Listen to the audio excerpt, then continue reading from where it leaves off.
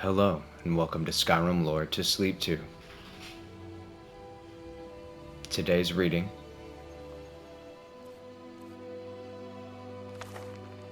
A Children's Anuad. The Anuad, paraphrased. The first ones were brothers, Anu and Padme. They came into the void, and time began.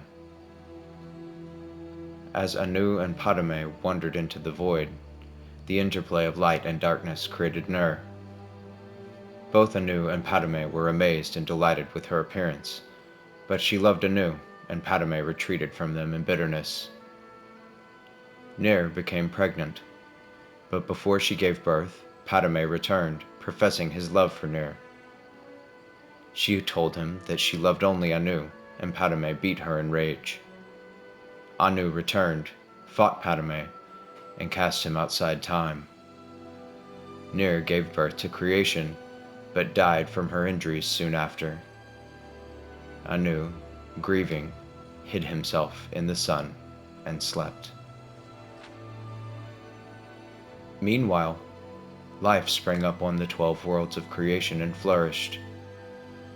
After many ages, Padme was able to return to time. He saw creation and hated it. He swung his sword, shattering the 12 worlds in their alignment.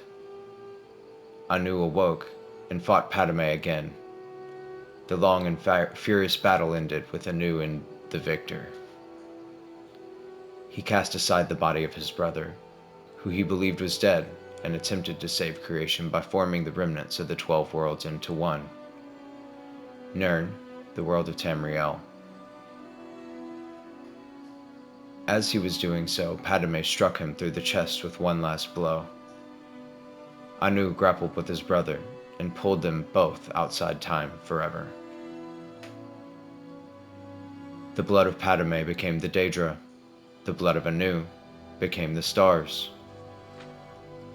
The mingled blood of both became the Aedra, hence their capacity for good and evil, and their greater affinity for earthly affairs than the Daedra, who have no common connection with creation. On the world of Nirn, all was chaos. The only survivors of the 12 worlds of creation were the Elnofi and the Hist. The Elnofi are the ancestors of Mer and men. The Hist are the trees of Argonia.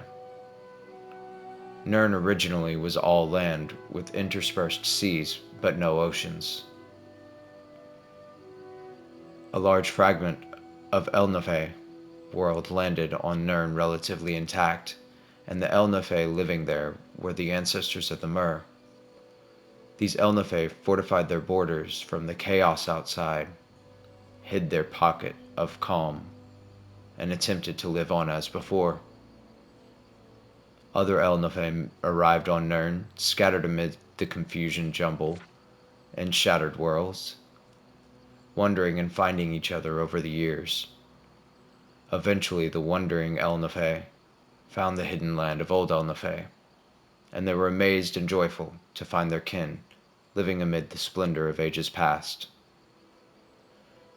The wandering Elnofe expected to be welcomed into the peaceful realm, but the old Elnofe looked on them as degenerates fallen from their former glory. For whatever reason, war broke out and raged across the whole of Nirn. The old Elnofe retained their ancient power and knowledge, but the Wanderers were more numerous and toughened by their long struggle to survive on Nirn. This war reshaped the face of Nirn, sinking much of the land beneath new oceans and leaving the lands as we know them, Tamriel, Akavir, Atmora, and Yokota. The old Elnofe realm, although ruined, became Tamriel. The remnants of the Wonders were left divided on the other 3 continents. Over many years, the Elnofe of Tamriel became the Mer, elves, the Dwemer, the Deep Ones, sometimes called dwarves, the Chimer, the Changed Ones, who later became the Dunmer, the Dunmer, the Dark or Cursed Ones, the Dark Elves, the Bosmer, the green or forest ones, the wood elves, and the Altmer, the elder or high ones, the high elves. On the other continents, the wandering Elnave became the men, the Nords of Atmora, the Red Guards of Yokota, and the Seischi of Akavir. The Hist were bystanders in the Elnave War, but most of their realm was destroyed as the war passed over it. A small corner of it survived to become Black Marsh and Tamriel, but most of their realm was sunk beneath the sea. Eventually, men returned to Tamriel. The Nords were first, colonizing the northern coast of Tamriel before recorded history, led by the legendary Ysgramor. The 13th of his line, King Harald, was the first to appear in written history, and so the mythic era ended.